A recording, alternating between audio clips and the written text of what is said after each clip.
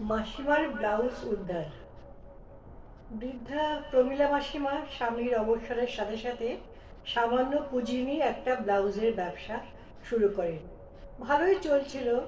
সুদূর মহারাষ্ট্রে বসে নানা জায়গা থেকে ব্লাউজ সংগ্রহ করতেন। বিভিন্ন সাপ্লায়ের সাথে পরিচয় হয়।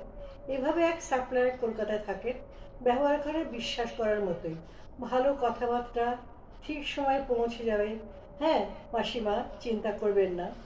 প্রমীলা মাসিমা ৩,০০০ টাকা পাঠালেন। মাসের পর মাস যায়, নানা অজুহাতে ব্লাউজ আর হাতে এসে পৌঁছায় না। কি আর করা যাবে, কিন্তু ব্লাউজ চিন্তাটা মাথায় ঘুরছে। পুজোর আগে বোনের বাড়িতে দুজনে কলকাতায় গেলেন ছুটি কাটাতে। কিন্তু ব্লাউজ চিন্তা মাথায় ছিল। হঠাৎ একদিন প্রোগ্রাম করা হলো কলকাতার দর্শনীয় স্থানগুলো সবাই মিলে দেখতে যাবেন। মাসিমার ব্লাউজ সাপ্লাইয়ের ঠিকানাটা জানা ছিল। বোনকে বললেন, চল না দোকানটায় একবার ঘুরে আসি। গেলাম দোকানে।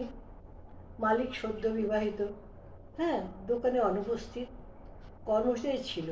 হঠাৎ মাসিমার মাথায় বুদ্ধি এলো, একটু নাটক করা যায় না যদি কিছু হয়। মাসিমা বলেই ফেলেন, বাবা আমার কিছু ব্লাউজ চাই। কর্মচারীকে বিলটা সাথেই ছিল। তা বাবা তোমার মালিক কই? ছেলেটি বলল, উনি এখন বাড়িতে। মাসিমা বলেন, ডাকো বাবা ওকে, আরও কিছু জিনিস নেব। মাসিমা তখন ৩,০০০ টাকার অনেকটা জিনিস নিয়ে ফেলেছেন। বাকি ৬৭০ টাকা। কর্মচারীর ডাকে আর অনেক জিনিস নেবেন শুনে ছেলেটি এলো। মাসিমাকে দেখে চিনে ফেলে না জানার ভান করে ছেলেটি বলল, আপনি কে?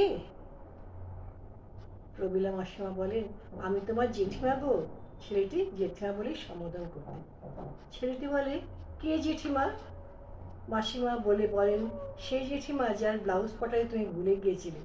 কোনো ব্যাপার নয় বাবা, আমার অনেকটা নেওয়া হয়ে গেছে, সামান্যটা আছে, তাতে কিছু নাইটি নেব।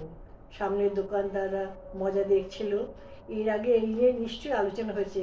তারা বলে উঠল, বাপ্পার আজ হয়ে গেল। ইতিমধ্যে মাসিমা মালিকের মনোব্যথা দেখে বলেন, আচ্ছা বাবা, ওইটুকু টাকা তোমার কাছে জমা রইল।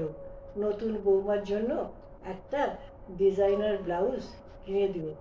আজ তবে আসি বাবা, আশীর্বাদ রইল।